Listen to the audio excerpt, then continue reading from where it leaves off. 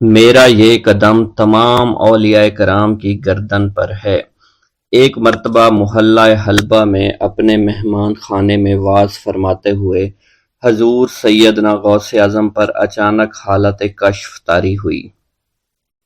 آپ رحمت اللہ علیہ نے فرمایا، میرا یہ قدم ہر ولی اللہ کی گردن پر ہے۔ یہ ارشاد سن کر تمام اولیاء اللہ نے اپنی گردنیں جھکا دیں۔ صلحائے امت نے اس کی توضیح فرمائی ہے کہ آپ رحمت اللہ علیہ کے عہد مبارک اور بعد میں قیامت تک آپ کی عطا کے بغیر ولی اللہ ولایت کے درجے پر فائز نہیں ہو سکتا۔ سلطان الہند حضرت خواجہ معین الدین چشتی المعروف خواجہ غریب نواز اس وقت خراسان کے پہاڑوں پر مجاہدات میں مشغول تھے۔ انہوں نے بھی حضور سیدنا غوث اعظم کا ارشاد گرامی سن کر اپنی گردن جھکا دی اور یوں عرض گزار ہوئے، آپ کے قدمین شریفین میرے سر اور میرے آنکھوں پر ہیں۔ حضور سیدنا غوث اعظم فرماتے ہیں کہ میں 10 برس کی عمر میں اپنے شہر کے مکتب میں حصول علم کے لیے جایا کرتا تھا۔ اس وقت میرے ساتھ ملائکہ بھی ہوتے تھے جو میرے آگے پیچھے میری حفاظت کے لیے چلتے تھے۔ جب میں مدرسہ پہنچتا تو یہ منادی کرتے تھے، اللہ کے ولی کے لیے جگہ خالی کر دو۔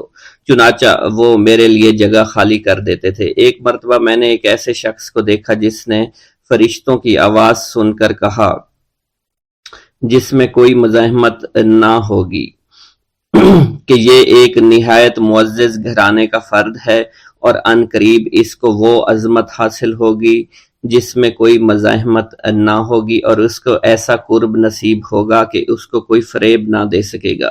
پھر 40 برس بعد میں نے اس شخص کو پہچانا۔ وہ شخص ابدالوں میں سے تھا۔ حضرت شیخ ابو سعود احمد بن بکر حریمی سے مروی ہے کہ حضور سیدنا غوث اعظم نے فرمایا کہ میں 55 سال تک تنہا عراق کے بیابانوں میں پھرتا رہا۔ میں لوگوں کو نہ جانتا، لوگ مجھے نہ جانتے۔ اسی دوران میرے پاس رجال الغیب اور جنات تشریف لاتے جنہیں میں طریقت اور اصول کی تعلیم دیتا تھا۔ ابتدا میں جب میں عراق میں داخل ہوا تو حضرت خضر میرے ہم سفر بنے، اور بعد میں اس وقت ان کو پہچانتا نہ تھا، اور اس کے ساتھ میرا معاہدہ ہوا کہ میں ان کے کسی حکم کی خلاف ورزی نہیں کروں گا۔ ایک مرتبہ انہوں نے مجھے ایک جگہ بیٹھنے کا حکم دیا اور میں اس جگہ 3 سال تک بیٹھا رہا۔ سال میں ایک مرتبہ حضرت خضر میرے پاس تشریف لاتے، فرماتے کہ یہی تیرا مقام ہے جہاں تجھے پہنچایا گیا ہے۔ اس عرصہ کے دوران تمام نفسانی خواہشات مجھ پر انسانی شکل میں وارد ہوئیں، لیکن اللہ عز و جل نے مجھے ہر موقع پر استقامت عطا فرمائی اور مجھے ان خرافات سے بچائے رکھا۔ ابتدا میں میرا نفس مجاہدہ کا کوئی طریقہ اختیار کرتا تو میں اس پر قائم ہو جاتا اور کسی چیز کو قبول نہ کرتا تھا۔ ایک طویل مدت تک اپنا گلا گھونٹتے ہوئے میں مدائن کے جنگلوں میں مجاہدات میں مشغول رہا۔ حضور سیدنا غوث اعظم فرماتے ہیں کہ میں نے اپنے نفس کو مختلف مجاہدوں، مختلف ریاضتوں اور مختلف مشقتوں میں ڈالے رکھا۔ 1 سال تک میں گری ہوئی چیزیں اٹھا کر کھاتا رہا، دوسرے سال پانی پر گزارا کیا، اور تیسرے سال نہ میں نے کچھ کھایا، نہ پیا اور نہ ہی سویا۔ ایک مرتبہ شدید سردی کی وجہ سے میں ایوان کسریٰ کے کھنڈرات میں سویا تو رات بھر میں 40 مرتبہ طبیعت خراب ہوئی۔ حضور سیدنا غوث اعظم فرماتے ہیں، ہر سال ایک بزرگ آتے اور وہ مجھے جبہ دے کر چلے جاتے۔ اسی طرح میں نے بے شمار طریقوں سے دنیا اور نفس سے چھٹکارا پانے کی کوشش کی۔ لوگ مجھے دیوانہ سمجھتے تھے۔ میں برہنہ جسم جنگلوں میں چلا جاتا اور کانٹوں پر لوٹتا شور مچاتا تھا۔ میرا تمام بدن سے خون جاری ہو جایا کرتا تھا اور لوگ مجھے اٹھا کر شفا خانے لے جایا کرتے، جہاں میری حالت مزید بگڑ جاتی۔ ایک وقت ایسا بھی آیا جب مجھ میں اور مردہ میں کوئی فرق نہ تھا۔ لوگ کفن لے کر آئے، غسال کو بلوایا کہ وہ مجھے غسل دے دیں۔ ابھی انہوں نے مجھے غسل دینے کے لیے تختہ پر ڈالا ہی تھا کہ میری حالت درست ہو گئی۔ میں اٹھ کھڑا ہوا۔ طریقت کی ان پرخطر راہوں میں نہ تو میں کبھی خوف زدہ ہوا اور نہ کبھی میرا نفس مجھ پر غلبہ پا سکا، اور نہ ہی دنیا کی آرائش مجھے حیران کر سکی۔ حضور سیدنا غوث اعظم فرماتے ہیں، شیطان نے میرے گرد بے شمار جال بچھائے۔ جب میں نے اس سے کہا کہ یہ کیا ہے تو اس نے کہا، یہ دنیاوی چیزیں ہیں اور میں ان جالوں سے تم جیسوں کو شکار کرتا ہوں۔ میں نے 1 سال تک شیطان کا مقابلہ کیا، اس کے بچھائے ہوئے تمام جالوں کو ختم کر دیا۔ اس کے بعد میرے سینے کو کھول دیا گیا اور مجھ پر بے شمار خلائق ظاہر ہوئے۔ حضور سیدنا غوث اعظم فرماتے ہیں میں نے دریافت کیا کہ یہ اللہ کیسے ہیں؟ جواب ملا کہ یہ خلق کے اسباب ہیں جو تم سے ملے ہوئے ہیں۔ میں سال بھر ان کی جانب متوجہ رہا یہاں تک کہ وہ مجھ سے جدا ہو گئے۔ جب مجھ پر میرا باطن ظاہر کیا گیا تو میں نے اپنے قلب کو بہت سے علائق سے ملوث پایا۔ میں نے دریافت کیا کہ یہ علائق کیا ہیں؟ جواب ملا یہ تمہارے ارادے، تمہارے اختیارات ہیں۔ چنانچہ 1 سال تک ان کی جانب متوجہ رہا کہ وہ مجھ سے دور ہو گئے۔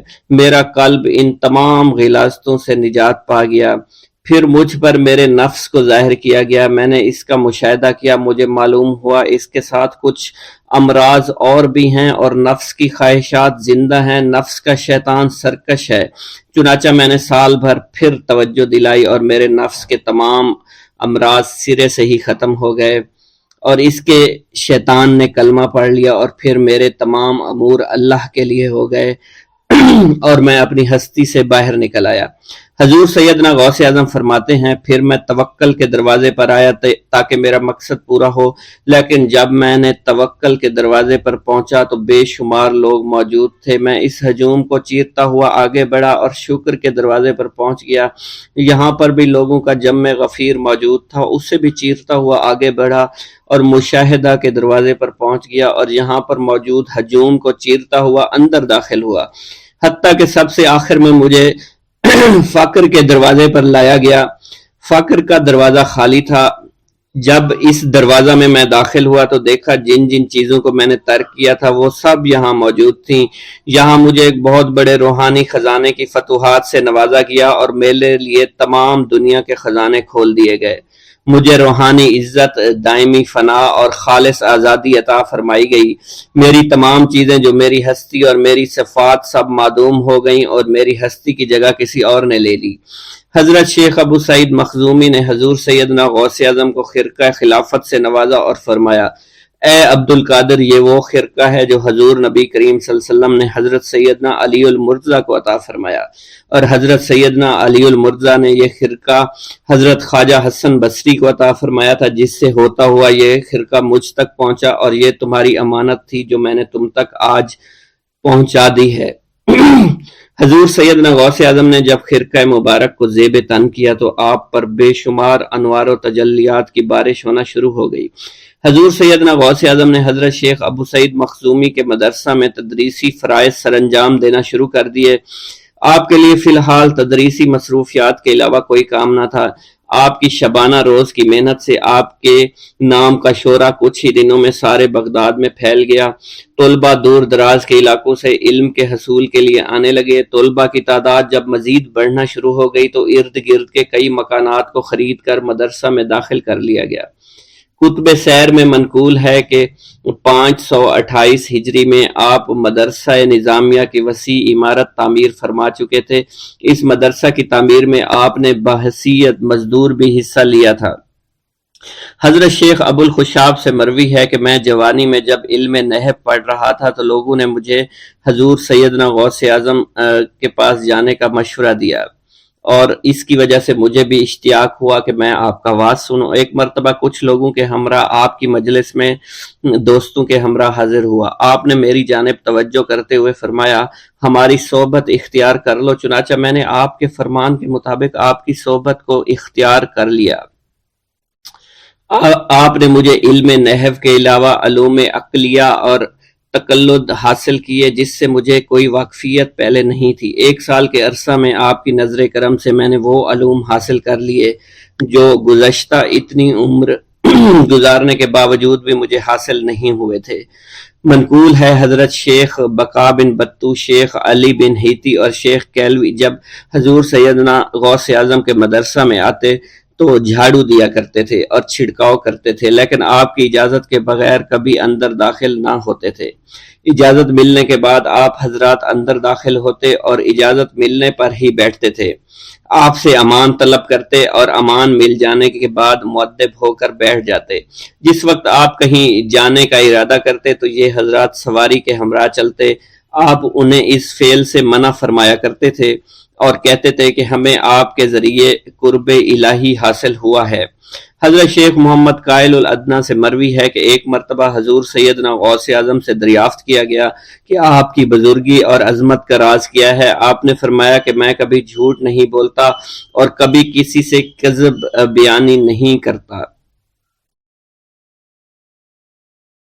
الحمدللہ رب العالمین کہہ کر خاموش ہو جاتے اور دوبارہ کہہ کر سکوت فرماتے تھے، اور تیسری مرتبہ کہنے کے بعد کچھ دیر توقف فرماتے، اور آپ کی محفل میں تمام اولیاء حاضر و ناظر اور خاموش ہو جایا کرتے تھے۔ پھر آپ کی محفل میں اولیاء ملائکہ ایک کثیر تعداد میں آ جاتے جو محفل کے بعد نظر نہیں آیا کرتے تھے۔ آپ اپنے خطاب کو یوں شروع فرماتے: تمام تعریفیں اللہ کے لیے ہیں، اس کی مخلوق کی تعداد اس کے عرش کے وزن کے مطابق، اور بے حد تعریفیں جس سے اس کی ذات راضی ہو جائے، اس کے کلمات کی روشنی کے مطابق، اس کے علم کے مطابق، اس کی مرضی اور منشا کے مطابق، اور اس کی مخلوق کے مطابق جسے اس نے پیدا کیا، وہی عالم الغیب ہے، رحمان و رحیم ہے۔ میں گواہی دیتا ہوں اس کے سوا کوئی عبادت کے لائق ہی نہیں ہے، اور تمام کائنات اس کی تخلیق ہیں، تمام تعریفیں اسی کے لیے ہیں۔ وہ زندہ ہے، ہمیشہ زندہ رہے گا، اسے موت نہیں آتی بلکہ وہ مارتا ہے۔ تمام بھلائیاں اسی کے لیے ہیں، اور واحد ہے، یکتا ہے، کوئی شریک نہیں ہے، کوئی وزیر نہیں ہے۔ اس نے نہ کسی کو جنا ہے اور نہ ہی اسے کسی نے جنا ہے۔ وہ بلند و بالا ہے، اس جیسا کوئی نہیں۔ میں اس کی گواہی دیتا ہوں حضور نبی کریم صلی اللہ علیہ وآلہ وسلم اللہ کے رسول، اللہ کے پیغمبر ہیں۔ وہ تمام مخلوقات سے افضل ہیں۔ اللہ عز و جل نے ان کی ہدایت دے کر ان کو بھیجا تاکہ وہ دین اسلام کو تمام ادیان پر بلند کریں، خواہ مشرکین اس کو برا سمجھیں۔ اللہ راضی ہو خلیفہ اول حضرت سیدنا ابو بکر صدیق سے، جن کی تائید حق کے ساتھ تھی، جن کو حضور نبی کریم نے عقیق کا لقب دیا، جو پاک تھے، پاکیزہ نسل سے تعلق رکھتے تھے، جنہوں نے ہر موقع پر حضور نبی کریم صلی اللہ علیہ وسلم کی حمایت کی اور ان کی تصدیق فرمائی، اور اب بھی نبی کریم کے ہمراہ ابدی آرام فرما رہے ہیں۔ اللہ راضی ہو خلیفہ دوم حضرت سیدنا عمر فاروق رضی اللہ تعالی عنہ سے، جنہوں نے عمل کثیر کیے، جنہوں نے حق کو بلند کیا، جنہوں نے فیصلے کے لیے جن کو منتخب کیا گیا، جنہوں نے ہمیشہ حق بات کا ساتھ دیا، اور وہ بھی حضور نبی کریم صلی اللہ علیہ وسلم کے ہمراہ ابدی آرام گاہ میں آج بھی موجود ہیں۔ اللہ راضی ہو خلیفہ سوم حضرت سیدنا عثمان غنی رضی اللہ تعالی عنہ سے، جنہوں نے اپنے مال سے مسلمانوں کی امداد کی، قرآن مجید کی ترتیب و اشاعت احسن طریقے سے فرمائی، جنہوں نے امامت اور قرت سے محراب کو، منبر کو مزین کیا، اور جو افضل الشہداء ہیں اور فرشتے بھی ان سے حیا کرتے ہیں۔ اللہ راضی ہو خلیفہ چہارم حضرت سیدنا علی المرتضیٰ سے، جو شجاعت و جواں مردی میں بے مثل ہیں، حضور نبی کریم صلی اللہ علیہ وسلم کے چچا زاد بھائی اور داماد ہیں۔ آپ دین اسلام کے امام و عالم ہیں، اور جن کے لیے حضور نبی کریم صلی اللہ علیہ وسلم نے فرمایا کہ میں تم پر فدا ہو جاؤں۔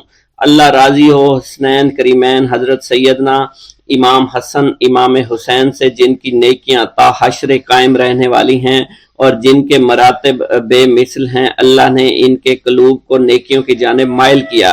اے اللہ تو ہمارے رازوں اور دلی کیفیات سے واقف ہے، ہمیں ہر عمل کرنے اور برائی سے بچنے کی توفیق عطا فرما، اور ہمیں گناہوں کی لذت سے بچا، ہمیں اپنے ما سوا سے محفوظ رکھ اور اپنی مشغولیت عطا فرما۔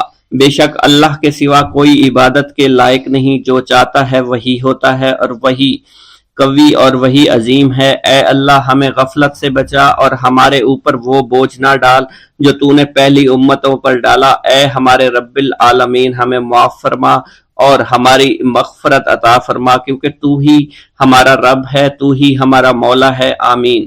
حضرت شیخ عبداللہ جبائی کا قول ہے کہ حضور سیدنا غوث اعظم رحمت اللہ علیہ نے مجھ سے ارشاد فرمایا کہ میرے نزدیک کھانا کھلانا اور حسن اخلاق افضل اور اعلیٰ ہیں۔ آپ کے پاس کبھی پیسہ نہیں ٹھہرا کرتا تھا، اگر صبح کے وقت آپ کے پاس 1000 دینار آ جاتے تو شام تک وہ غریبوں اور محتاجوں میں تقسیم ہو جایا کرتے تھے۔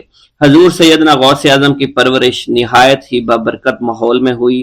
آپ نے ابتدا میں گوشہ نشینی اختیار کی اور خود کو دنیاوی غلاظتوں سے पाक रखा। आपने 51 बरस की उम्र में शादी की। जब आपसे इस बारे में दरियाफ्त किया गया तो आपने फरमाया, जब मुझे हजूर नबी करीम सल्लल्लाहु अलैहि वसल्लम ने निकाह की इजाजत दी तो मैंने निकाह कर लिया। हजूर सैयदना गौसे आजम ने अपनी जात को अल्लाह अज़्ज़ व जल की खुशनुदी के लिए वक्फ कर रखा था। आपकी रातें जाग कर गुजरा करती थी और सारी रात आप मुराकबा और मुशाहिदा में गुम हुआ करते थे। आपकी आदत मुबारक थी कि आप सिजदा को दराज किया करते थे और बैठकर मुराकबा फरमाया करते थे। इसी दौरान आपका जिस्म मुबारक नूरानी शुआओं के ज़ेर असर होता और कई मर्तबा आप नूरानी शुआओं में गैब हो जाया करते थे।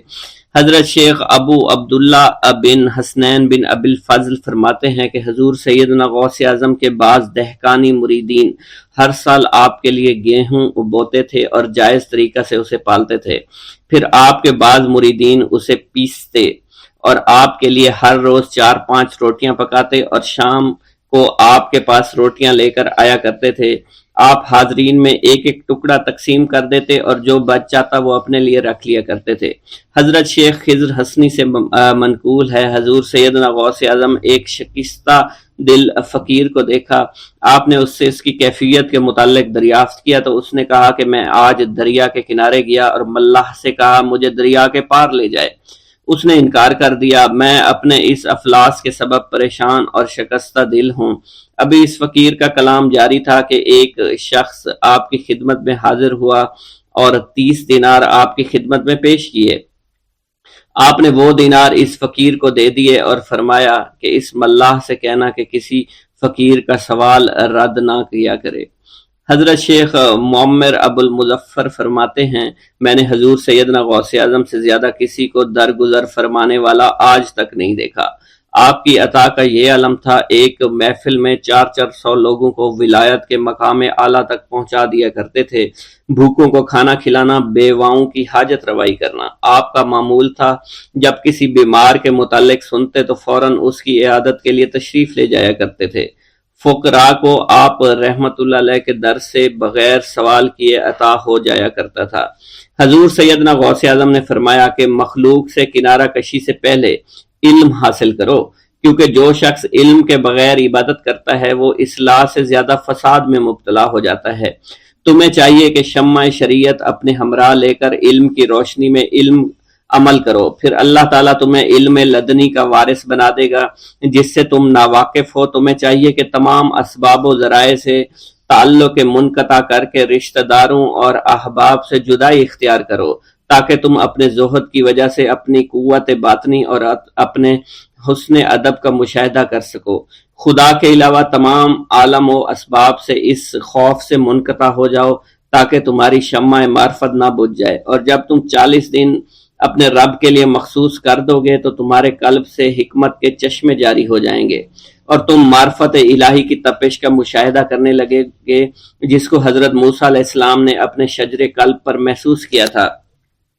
इस कैफियत के बाद तुम अपने नफ्स व ख्वाहिश, अपने शैतान से, अपनी तबीयत और अपने वजूद से कहोगे कि ठहर जा, मैंने इस आग का मुशाहिदा कर लिया है जो कल्ब मूसा अलैहिस्सलाम पर रोशन हुई थी। इसके बाद तुम्हारे कल्ब में बातन से ये आवाज आने लगेगी कि मैं ही तुम्हारा रब हूँ, मेरी ही इबादत करो, मेरे गैर की इताअत से गुरेजा हो जाओ, मेरे सिवा किसी से ताल्लुक मत रखो, मेरी मार्फत हासिल करके मेरे गैर को फरामोश करो, गैर से इराज करके मेरे इल्म, मेरे कुर्ब, मेरे मुल्क और मेरी सल्तनत की जानिब मुतवज्जे रहो। जब तुम्हें बका इलाही हासिल हो जाए तो तुम्हारी जबान पर इंदाह जारी हो जाएगा और तमाम हिजाबात रफा होकर कल्ब से कदूरत जायल हो जाएगी और नफ्स को मुकम्मल सुकून हासिल हो जाएगा। फिर जब इसके अल्ताफ गालिब हो जाएंगे तो तुम्हें खिताब किया जाएगा, ए कल्ब, फिरौन नफ्स की तरफ तवज्जो कर और इसको राह हिदायत पर चलाता हुआ मेरी जानिब आ ले और उससे कह दे कि मेरा ही इत्तबा करें। फिर उन्हें रुश्द के रास्ते पर हिदायत करके उससे ताल्लुक कायम कर और उसके बाद फिर कता ताल्लुक करके दोबारा अस्तवार कर ले और इसी तरह से करता रहे। हजरत शेख मुअम्मर से मनकूल है, फरमाते हैं एक मरतबा मैं हजूर सैयदना गौसे आजम शेख अब्दुल कादर जिलानी रहमतुल्लाह अलैह की खिदमत में हाजिर था। آپ بیٹھے کچھ لکھ رہے تھے، اسی دوران چھت سے 3 مرتبہ مٹی گری، چوتھی مرتبہ ایسا ہوا آپ نے جلال میں آ کر اس جگہ دیکھا جہاں سے مٹی گر رہی تھی، اسی دوران ایک چوہا اس جگہ سے نیچے گرا اور مر گیا، یہ چوہا ہی وہاں سے مٹی کھود رہا تھا۔ حضرت شیخ عمر بن مسعود بزاز فرماتے ہیں حضور سیدنا غوث اعظم وضو فرما رہے تھے، اسی دوران ایک چڑیا نے آپ کی قمیض پر بیٹ کر دی، آپ نے جلالی نظروں سے چڑیا کو دیکھا، وہ چڑیا اسی وقت نیچے گری مر گئی، آپ نے وضو سے فارغ ہونے کے بعد قمیض کے اس حصے کو دھویا اور پھر اپنی قمیض مبارک اتار کر مجھے دی اور فرمایا اس کو فروخت کر کے اس کی رقم کو خیرات کر دو، یہ اس کا بدلہ ہے۔ حضور سیدنا غوث اعظم کے زمانہ میں بہت ہی گناہگار شخص تھا، اس کے دل میں آپ سے بے پناہ محبت تھی، جب اس کے مرنے کے بعد دفن کیا گیا تو قبر میں منکر نکیر نے سوالات کیے تو اس نے سوال کے جواب میں عبد القادر جواب دیا، منکر نکیر نے اللہ کی بارگاہ میں اس کے جواب کو پیش کیا، حکم ہوا اگرچہ یہ بندہ فاسقوں میں سے ہے لیکن یہ میرے محبوب سید عبد القادر جو کہ صادقین میں سے ہیں ان سے محبت رکھتا ہے۔ بغداد کے محلہ باب العز کے قبرستان میں سے ایک قبر سے مردہ کے چیخنے کی آواز آنے لگی، لوگوں نے حضور سیدنا غوث اعظم کی خدمت میں عرض ہو کر عرض کیا، آپ نے دریافت کیا کیا صاحب قبر نے مجھ سے خرقہ پہنا؟ لوگوں نے عرض کیا ہمیں اس کا علم نہیں۔ آپ نے دریافت کیا کیا یہ میری محفل میں کبھی شریک ہوا؟ ہمیں اس کا علم نہیں۔ آپ نے پھر دریافت کیا کیا کبھی میرے پیچھے نماز پڑھی؟ نہیں معلوم۔ آپ نے مراقبہ فرمایا اور آپ کے چہرہ مبارک پر جلالیت کے آثار نمودار ہو گئے، بعد ازاں آپ نے چہرہ مبارک پر وقار ظاہر ہوا اور آپ نے فرمایا کہ اس شخص نے میری زیارت کی، مجھ سے حسن زن رکھا، اسی وجہ سے اللہ نے اس بارے میں فرما دیا ہے، چنانچہ اس کے بعد کبھی قبر سے آواز نہیں آئی تھی۔ اللہ پاک نے منقول ہے حضرت شیخ ابو الحسن علی بن ایسی نعمتیں کہ جن بیمار ہو گئے، حضور سیدنا غوث اعظم عیادت کے لیے تشریف لائے تو آپ نے وہاں ایک مگر وہاں پر کچھ مسلمان تھے اور سب سے بڑی حضرت شیخ بری ابو بات الحسن یہ نے تھی کہ آپ وہاں سے کے عرض تمام کی لوگ یہ کبوتری کافر 6 ماہ سے تھے۔ وہ انڈے نہیں کفار دے اپنی رہی، دولت پر کمری بہت 9 فخر مہینے کیا سے کرتے بول تھے نہیں رہی۔ کیونکہ ان میں ہر ایک آپ نے انسان کبوتری بہت سے دولت فرمایا مند تو تھا، اپنے مالک ہر کو ایک کے فائدہ پاس پہنچا، بے اور بہا کمری سے پیسے تھے، فرمایا تو کسی کو اپنے پیسوں خالق کی کی کمی تسبیح کر۔ نہیں تھی۔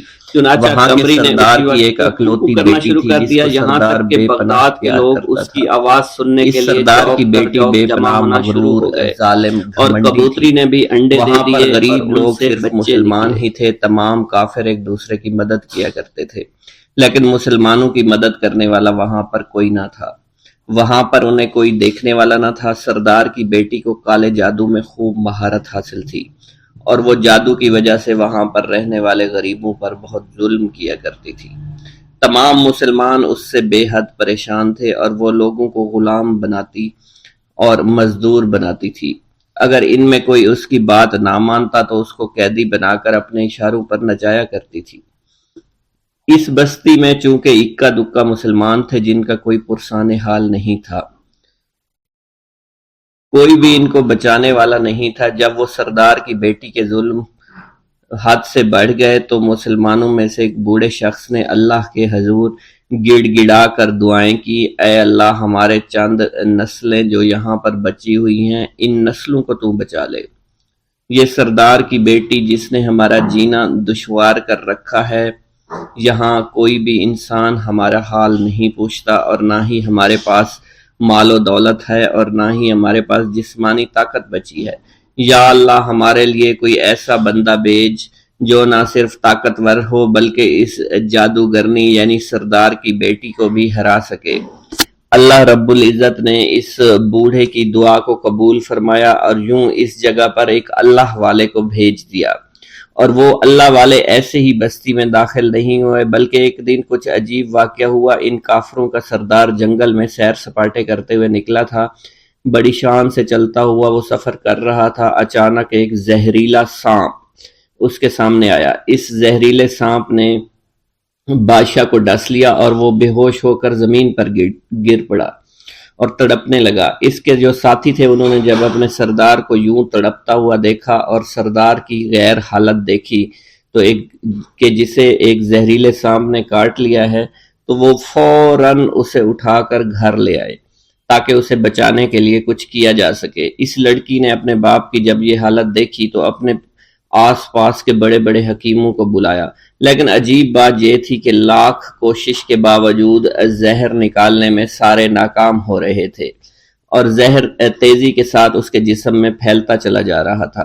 لیکن اسی وقت وہاں ایک درویش کی آمد ہوئی، ایک اللہ والے آئے، ان اللہ پاک نے اس مقصد کے تحت وہاں بھیجا تھا۔ اس اللہ کے ولی نے سردار کے گھر پر پہنچ کر دروازے کو کھٹکھٹایا۔ نوکروں نے پوچھا کون ہو، کس سے ملنا ہے؟ اس نے کہا میں نے سنا ہے کہ یہاں کے سردار کو سانپ نے ڈس لیا ہے۔ نوکر کہنے لگے کہ تمہیں کیسے پتا چلا کہ یہاں کے سردار کو سانپ نے ڈس لیا ہے؟ تم تو ہمیں اجنبی لگتے ہو، ہم نے تمہیں آج تک یہاں نہیں دیکھا ہے۔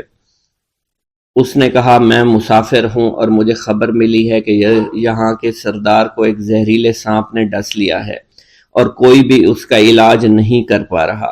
نوکروں نے کہا تم کون ہو؟ اللہ والے نے کہا میں حکیم ہوں اور میں ان کے علاج کی غرض سے یہاں آیا ہوں۔ وہ نوکر اللہ والے کی حالت دیکھ کر ہنسنے لگے، کیونکہ آپ نے پھٹے پرانے کپڑے پہن رکھے تھے اور دیکھنے سے بہت غریب معلوم ہوتے تھے۔ وہ نوکر کہنے لگے کہ اتنے بڑے سردار کا علاج کرو گے؟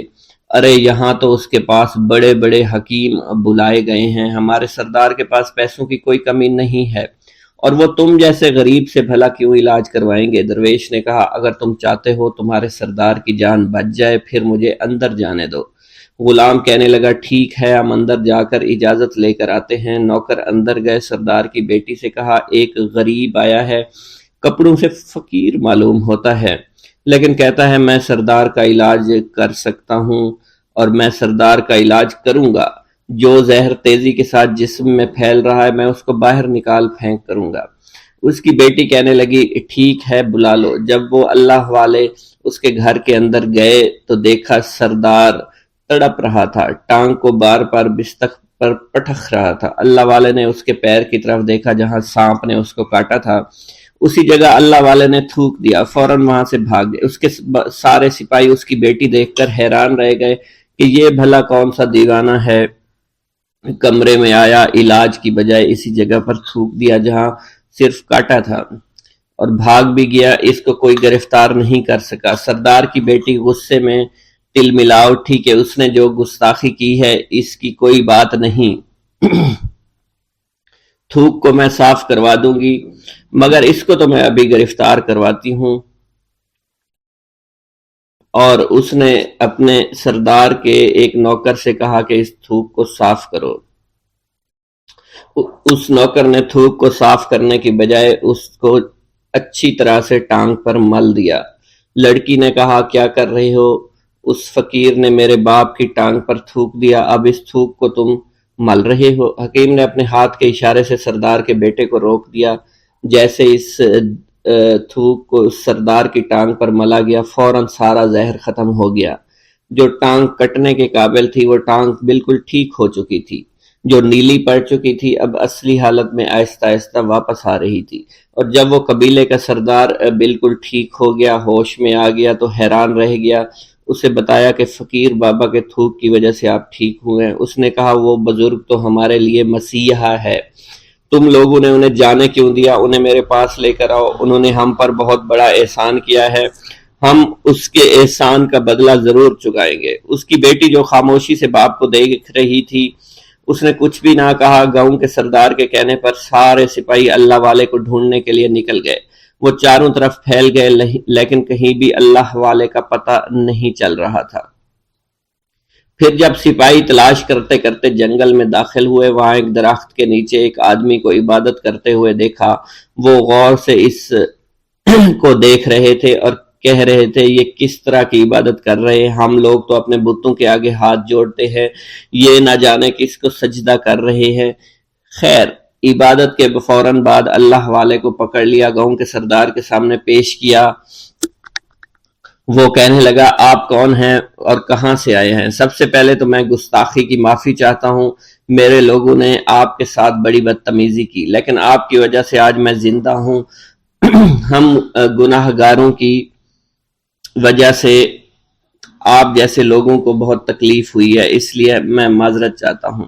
آپ سے درخواست کرتا ہوں کہ آپ میری طرف سے یہ قیمتی لباس یعنی کپڑے اور عربی گھوڑا قبول کیجئے۔ اللہ والوں نے اس کی طرف مسکرا کر دیکھا اور کہا یہ گھوڑا، یہ لباس بہت قیمتی ہے، مگر یہ لباس پہن کر اس گھوڑے کے لیے گھاس کاٹوں گا تو کیا اچھا لگوں گا؟ سردار نے کہا فکر نہ کریں، گھوڑے کے ساتھ ساتھ ہم آپ کو نوکر بھی دیں گے۔ اللہ والے نے کہا کہ اتنی مال و دولت اور نوکروں کے ساتھ میں اکیلا رہوں گا؟ گاؤں کا سردار بولا حضور آپ کی یہ بات سن کر میں سوچ میں گم ہو گیا ہوں، لیکن یہ میری بیٹی آپ کے سامنے حاضر ہے۔ بیٹی حیرت سے اپنے باپ کو دیکھ رہی تھی کہ میرا باپ اب کیا کہنے والا ہے۔ سردار نے کہا میری بیٹی جسے آپ نے دیکھ لیا ہے اس کی شادی میں آپ سے کر دوں گا، مگر ایک شرط ہے کہ آپ کو اپنے مذہب کو چھوڑنا پڑے گا۔ میرے سپاہیوں نے آپ کو عبادت کرتے ہوئے دیکھا ہے، جہاں تک ہمارے معمولات ہیں ہم بتوں کے آگے سجدہ کرتے ہیں اور ان کی عبادت کرتے ہیں، اور آپ جس کے آگے سجدہ کرتے ہیں وہ اللہ ہے، یعنی آپ مسلمان ہیں، اس لیے آپ کو اپنا مذہب چھوڑنا پڑے گا۔ کیا آپ ایسا کر سکتے ہیں؟ اللہ والے نے کہا کہ مجھے ایک بات بتائیے، آپ سب کچھ دیکھ رہے ہیں، آپ نے مجھے یہ بھی دعا دی کہ میری اولادیں ہوں اور آپ کی نسل آپ کی بیٹی سے چلے گی۔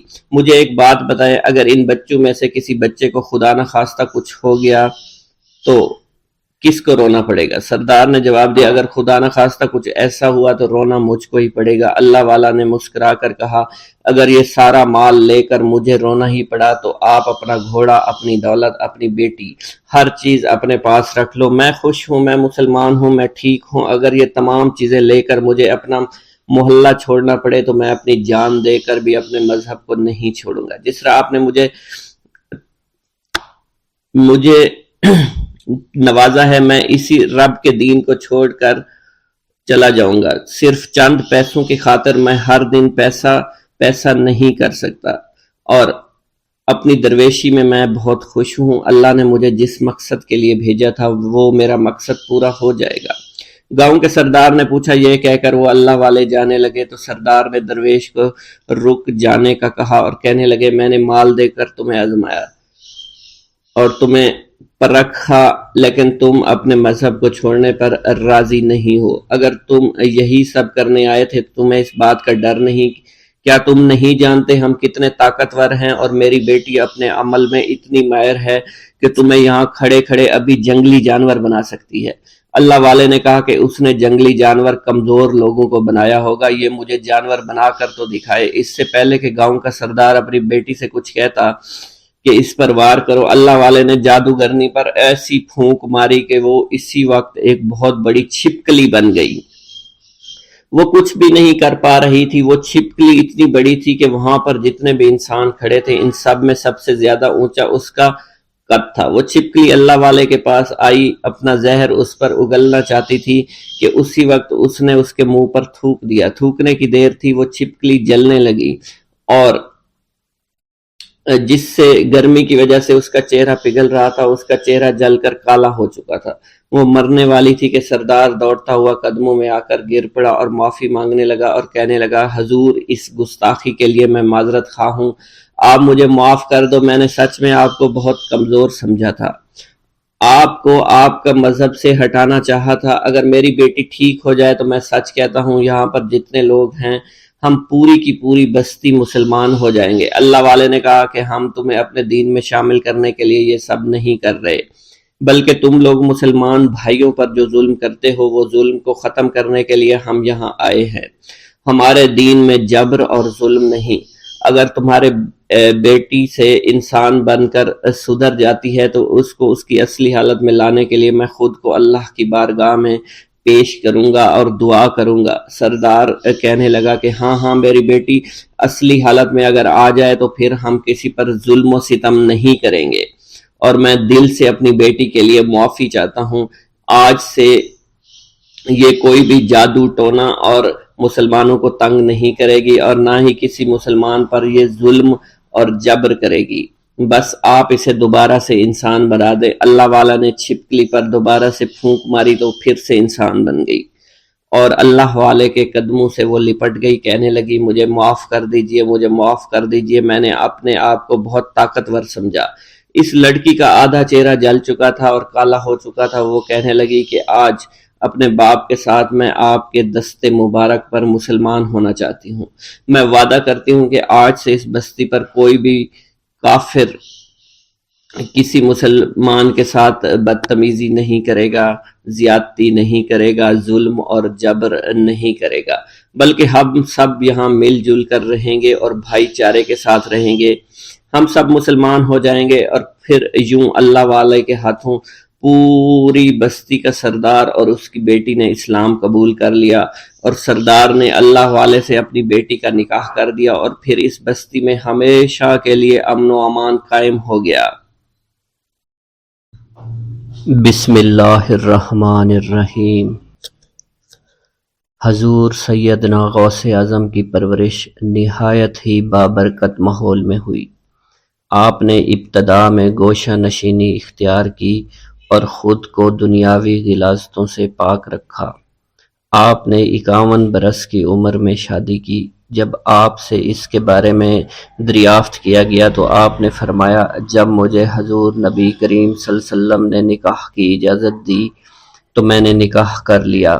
حضور سیدنا غوث اعظم رحمۃ اللہ علیہ نے اپنی ذات کو اللہ عز و جل کی خوشنودی کے لیے وقف کر رکھا تھا۔ آپ کی راتیں جاگ کر گزرتی تھی اور ساری رات آپ مراقبہ اور مشاہدہ میں گم رہتے تھے۔ آپ کی عادت مبارکہ تھی کہ آپ سجدہ کو دراز کرتے تھے اور بیٹھ کر مراقبہ فرماتے تھے۔ اسی دوران آپ کا جسم مبارک نورانی شعاؤں کے زیر اثر ہوتا تھا اور کئی مرتبہ آپ ان نورانی شعاؤں میں غائب ہو جایا کرتے تھے۔ حضور شیخ ابو عبداللہ بن حسنین بن ابی فضل فرماتے ہیں کہ سیدنا غوث اعظم کے بعض دہقانی مریدین ہر سال آپ کے لیے گیہوں بوتے تھے اور جائز طریقہ سے اسے پالتے تھے۔ پھر آپ کے بعض مریدین اسے پیستے، آپ کے لیے ہر روز 4 یا 5 روٹیاں پکاتے اور شام کو آپ کے پاس روٹیاں لے کر آتے تھے۔ آپ حاضرین میں ایک ایک ٹکڑا تقسیم کر دیتے اور جو بچ جاتا وہ اپنے لیے رکھ لیتے تھے۔ حضرت شیخ خضر حسینی سے منقول ہے کہ حضور سیدنا غوث اعظم نے ایک شکستہ دل فقیر کو دیکھا۔ آپ نے اس سے اس کی کیفیت کے متعلق دریافت کیا تو اس نے کہا کہ میں آج دریا کے کنارے گیا اور ملاح سے کہا کہ وہ مجھے دریا کے پار لے جائے۔ اس نے انکار کر دیا۔ میں اپنے اس افلاس کے سبب پریشان اور شکستہ دل ہوں۔ ابھی اس فقیر کا کلام جاری تھا کہ ایک شخص آپ کی خدمت میں حاضر ہوا اور 30 دینار آپ کی خدمت میں پیش کر دیے۔ آپ نے وہ دینار اس فقیر کو دے دیے اور فرمایا کہ اس ملاح سے کہنا کہ کسی فقیر کا سوال رد مت کیا کرے۔ حضرت شیخ معمر کا بیان ہے کہ میں نے حضور سیدنا غوث اعظم سے زیادہ کسی کو درگزر فرمانے والا نہیں دیکھا۔ آپ کی عطا کا یہ عالم تھا کہ ایک محفل میں 400 لوگوں کو ولایت کے مقام اعلیٰ تک پہنچا دیا کرتے تھے۔ بھوکوں کو کھانا کھلانا اور بیواؤں کی حاجت روائی کرنا آپ کا معمول تھا۔ جب کسی بیمار کے متعلق سنتے فوراً اس کی عیادت کے لیے تشریف لے جایا کرتے۔ فقراء کو آپ کے در سے بغیر سوال کیے عطا ہو جایا کرتا۔ حضور سیدنا غوث اعظم نے فرمایا کہ مخلوق سے کنارہ کشی سے قبل علم حاصل کرو، کیونکہ جو شخص علم کے بغیر عبادت کرتا ہے وہ اصلاح سے زیادہ فساد میں مبتلا ہو جاتا ہے۔ تمہیں چاہیے کہ شمع شریعت اپنے ہمراہ لے کر علم کی روشنی میں عمل کرو، پھر اللہ تعالیٰ تمہیں علم لدنی کا وارث بنا دے گا۔ جس سے تم ناواقف ہو، تمہیں چاہیے کہ تمام اسباب و ذرائع سے تعلق منقطع کر کے رشتہ داروں اور احباب سے جدائی اختیار کر لو، تاکہ تم اپنے زہد کی وجہ سے اپنے قوت باطنی اور اپنے حسن ادب کا مشاہدہ کر سکو۔ خدا کے علاوہ تمام عالم اسباب سے اس خوف سے منقطع ہو جاؤ تاکہ تمہاری شمع معرفت نہ بجھ جائے، اور جب تم 40 دن ایک چلہ اپنے رب کے لیے مخصوص کر دو گے تو تمہارے قلب سے حکمت کے چشمے جاری ہو جایا کریں گے اور تم معرفت الہی کی تپش کا مشاہدہ کرنے لگو گے، جس کو حضرت موسیٰ علیہ السلام نے اپنے شجر قلب پر محسوس کیا تھا۔ اس کیفیت کے بعد تم اپنے نفس و خواہش، اپنے شیطان، اپنی طبیعت اور اپنے وجود سے کہو گے کہ ٹھہر جا، میں نے اس آگ کا مشاہدہ کر لیا ہے جو قلب موسیٰ علیہ السلام سے روشن ہوئی تھی۔ اس کے بعد تمہارے قلب میں باطن سے یہ آواز آنے لگی کہ میں ہی تمہارا رب ہوں، میری ہی عبادت کرو، میرے غیر کی اطاعت سے گریزاں ہو جاؤ۔ میرے سوا کسی سے تعلق مت رکھو، میری معرفت حاصل کر کے میرے غیر کو فراموش کر دو، غیر سے اعراض کر کے صرف میرے علم، میرے قرب، میرے ملک اور میری سلطنت کی جانب متوجہ رہو۔ جب تمہیں بقائے الہی حاصل ہو جائے تو تمہاری زبان پر اللہ تعالیٰ کا نام جاری ہو جائے گا، اور تمہارے حجابات رفع ہو کر قلب سے کدورت زائل ہو جائے گی، اور نفس کو مکمل سکون حاصل ہوگا۔ پھر جب اس کے الطاف غالب آ جائیں تو تمہیں خطاب کیا جائے گا، اے قلب فرعون، نفس کی طرف توجہ کر اور ان کو راہ ہدایت پر چلا، میری جانب آ جا اور ان سے کہہ دے کہ میرا ہی اتباع کریں، پھر انہیں رشد کے راستے پر ہدایت کر کے ان سے تعلق قائم کر، اس کے بعد پھر قطع تعلق کر کے دوبارہ استوار ہو کر آ جا اور اسی طرف استوار ہو کر دیکھتا رہے۔ حضرت شیخ معمر سے منقول ہے، فرماتے ہیں ایک مرتبہ میں حضور سیدنا غوث اعظم کی خدمت میں حاضر تھا، آپ بیٹھے کچھ لکھ رہے تھے، اسی دوران چھت سے 3 مرتبہ مٹی گری، چوتھی مرتبہ ایسا ہوا تو آپ نے جلال میں آ کر اس جگہ دیکھا جہاں سے مٹی گر رہی تھی، اسی دوران ایک چوہا اس جگہ سے نیچے گرا اور مر گیا، اور یہ چوہا ہی وہاں سے مٹی کو کھود رہا تھا۔ حضرت شیخ عمر بن مسعود فرماتے ہیں حضور سیدنا غوث اعظم فرما رہے تھے، اسی دوران ایک چڑیا نے آپ کی قمیص پر بیٹ کر دی، آپ نے جلالی نظروں سے چڑیا کو دیکھا، چڑیا اسی وقت نیچے گری مر گئی، آپ نے وضو سے فارغ ہونے کے بعد قمیص کے اس حصے کو دھویا، پھر اپنی قمیص مبارک اتار کر مجھے دی اور فرمایا اس کو فروخت کر کے اس کی رقم کو خیرات کر دو، یہ اسی کا بدلہ ہے۔ منقول ہے حضور سیدنا غوث اعظم کے زمانہ میں ایک بہت ہی گناہگار شخص تھا، لیکن اس کے دل میں آپ سے بے پناہ محبت تھی۔ جب اس کے مرنے کے بعد اس کو دفن کیا گیا تو قبر میں منکر نکیر نے سوالات کیے، تو اس نے ہر سوال کے جواب میں شیخ عبد القادر کہا۔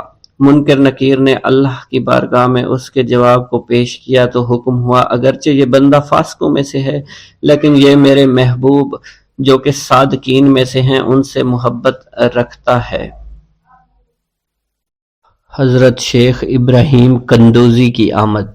ایک دن حضرت خواجہ معین الدین چشتی حسب معمول درختوں کو پانی دے رہے تھے، حضرت شیخ ابراہیم قندوزی گھومتے پھرتے اسی باغ کی طرف آن نکلے۔ حضرت شیخ ابراہیم قندوزی اسی آبادی میں رہا کرتے تھے جہاں آپ مقیم تھے، اور وہ اللہ عز و جل کے عشق میں اس قدر ڈوبے ہوئے تھے کہ ان پر عشق حقیقی کی وجہ سے اکثر خود فراموشی کی حالت طاری رہتی تھی۔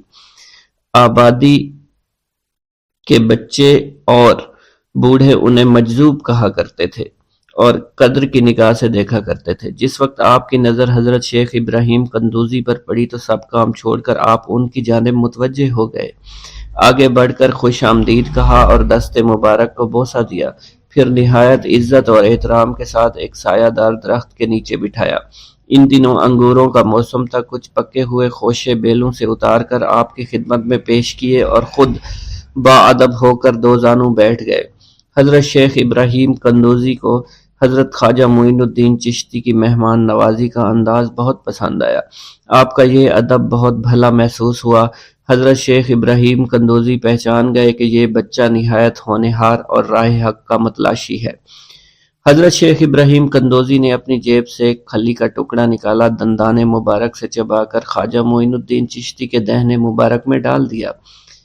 وہ کھلی کا ٹکڑا شباب معرفت کا جام تھا جسے پیتے ہی آپ پر خودی کی کیفیت طاری ہو گئی اور نگاہوں سے تمام حجابات دور ہو گئے، آنکھوں میں نور ہی نور چھا گیا، تعینات کے حجابات سامنے سے اٹھ گئے، جوش حیرت قلب پر طاری ہو گیا، آنکھیں کھلی کی کھلی رہ گئیں۔ یہ نہیں کہا جا سکتا حضرت خواجہ معین الدین چشتی اس حالت فراموشی میں کب تک آئینہ حیرت بنے رہے۔ جب آپ کو ہوش آیا تو ساقی جام معرفت محفل سے اٹھ چکا تھا، دل قابو سے باہر ہو گیا، طبیعت پر جبر کر کے دامن صبر قرار تھام کر کے بیٹھ گئے۔ عشق میں صبر چونکہ انتہائی دشوار ہوتا ہے، لہٰذا حضرت خواجہ معین الدین چشتی کو بھی قرار نہ رہا، اور جو جلوہ آپ کو حضرت شیخ ابراہیم قندوزی دکھا چکے تھے، اس جلوہ کو دیکھنے کے بعد آپ خود پر ایک دیوانگی کی ایک کیفیت طاری ہو چکی تھی، اور دنیا اور دولت، دنیا سب حقیر اور بے وقعت دکھائی دینے لگی۔ آپ کے قلب میں عشق خداوندی جوش مارنے لگا اور قلب تمام دنیاوی آلائشوں سے پاک ہو گیا اور دنیا سے بے پرواہ ہو چکا تھا۔ جیسے جیسے وقت گزرتا گیا حضرت خواجہ معین الدین چشتی کی دیوانگی اور وارفتگی بڑھتی چلی گئی۔ آپ نے حضرت شیخ ابراہیم قندوزی کے ہاتھوں جام معرفت پینے کے تیسرے دن ہی اپنی تمام املاک فروخت کر کے اس رقم کو راہ خدا میں خرچ کر دیا اور خود معمولی ساز راہ لیا اور اپنے وطن اور اپنے عزیز و اقارب اور رفقا کی محبت کو خیر باد کہہ کر چل دیے۔ محبوب حقیقی کے سچے عاشقوں کا یہ دستور رہا ہے کہ وہ قرب یار پانے کے لیے سب سے پہلے علوم ظاہری کا زینہ طے کیا کرتے ہیں، پھر عمل کی دشوار گزار منزلوں کو طے کر کے علوم باطنی سیکھتے ہیں، تب کہیں جا کر انہیں جلوہ محبوب دکھائی دیتا ہے۔ خواجہ معین الدین چشتی نے بھی اپنے مطلوب تک رسائی کے لیے یہی راستہ اختیار کیا۔ اس زمانہ میں ترکستان کی سرحد پر واقع سمرقند اور بخارا کے عظیم الشان دارالعلوم عالمگیر شہرت رکھتے تھے۔ مشرق و مغرب کے ہزاروں طلبہ ہر سال علم کی دولت سے مالا مال ہونے کے لیے ان دارالعلوم کا رخ کیا کرتے تھے۔ حضرت خواجہ معین الدین چشتی نے تحصیل علوم و فنون کے لیے سمرقند بخارا کا انتخاب کیا۔ بخارا پہنچ کر آپ علم حاصل کرنے میں مشغول ہو چکے تھے۔ اگرچہ حضرت خواجہ معین الدین چشتی کی صغیر سنی کی تعلیم کے متعلق کسی سوانح نگار نے قلم کو جنبش نہیں دی کہ والدین نے آپ کو گھر میں ابتدائی تعلیم دی تھی، مگر سادات خراسان کے مقتدر خاندانوں سے تعلق اور عارف و کامل صاحب فضل و کمال باپ کی گود میں پرورش پانے والے حضرت خواجہ معین الدین چشتی بھلا کیوں کر ان پڑھ رہ سکتے تھے۔ حالات و واقعات کے سیاق و سباق میں غور کرنے سے معلوم ہوتا ہے کہ آپ نے اگرچہ زیادہ تعلیم تو نہیں، کم از کم قرآن مجید کی تعلیم اور علوم مروجہ کی ابتدائی کتابیں ضرور پڑھی ہوں گی، اور یہ بات بھی بعد از قیاس نہیں کہ قرآن مجید کے کچھ سپارے بھی حفظ کیے ہوں۔ بہرحال بخارا پہنچنے سے پہلے آپ نوشت خواندند سے واقف ضرور تھے۔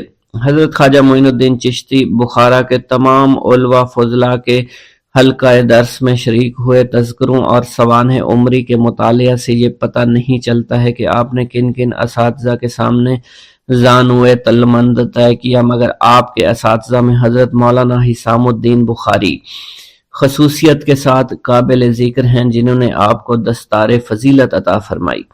حضرت مولانا حسام الدین بخاری کی دستگاہ سے آپ نے علوم ظاہری کی تکمیل فرمائی۔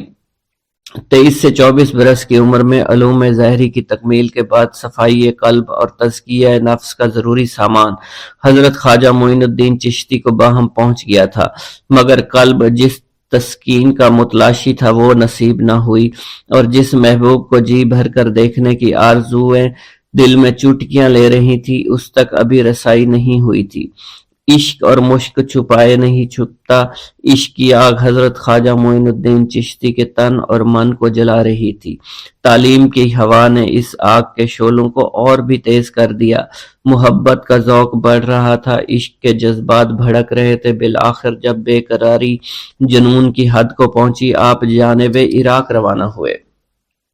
قصبہ سبحان پہنچ کر حضرت شیخ نجم الدین کبرا سے ملاقات ہوئی اور 15 دن آپ نے حضرت شیخ نجم الدین کبرا کے ہاں قیام فرمایا۔ سبحان سے روانہ ہو کر سنجان سے روانہ ہو کر حضرت خواجہ معین الدین چشتی بغداد شریف روانہ ہو گئے۔ ان دنوں حضور سیدنا غوث اعظم قصبہ جبل میں تشریف فرما تھے۔ یہ قصبہ کوہ جودی کے دامن میں آباد تھا، جہاں طوفان نوح کے وقت حضرت نوح کی کشتی آ کر رکی تھی۔ آپ حضور سیدنا غوث اعظم کی صحبت اور زیارت سے مشرف ہوئے۔ اس وقت آپ کی ابتدائی حالت تھی۔ حضور سیدنا غوث اعظم نے آپ کے حق میں دعائے خیر فرمائی۔ اس وقت آپ کی ابتدائی حالت تھی۔ حضور سیدنا غوث اعظم نے آپ کے حق میں دعا فرمائی۔ انہوں نے بشارت دی کہ آپ مقتدائے روزگار ہوں گے۔ خلق اللہ آپ سے فیض یاب ہو گئی۔ آپ نے حضور سیدنا غوث اعظم کے پاس کچھ عرصہ قیام کیا اور واپس تشریف لے گئے۔ گلشن میں جا کے دیکھ، نہ صحرا میں جا کے دیکھ، کیا شان ہے ولی کی یہ قرآن میں جا کے دیکھ، چھٹ جائیں گی ابھی ابھی ظلمت کی آندھیاں، غوث الورا کا دل سے تو نعرہ لگا کے دیکھ، کھل جائے گی ابھی ابھی دل کی کلی کلی، ایک بار غوث پاک کا نغمہ سنا کے دیکھ، مل جائیں گے دونوں جہاں کی نعمتیں تجھے بھی، غوث الورا کو اپنا وسیلہ بنا کے دیکھ، ہو جائے گی تجھے بھی زیارت حضور کی، آنکھوں میں غوث پاک کا جلوہ بسا کے دیکھ، اور تجھ پہ بھی ہوگی غوث پاک کی نظر کرم ضرور، تجھ پہ بھی ہوگی غوث پاک کی نظر کرم ضرور، اس دل کو ذوالفقار تو شیدا بنا کے دیکھ۔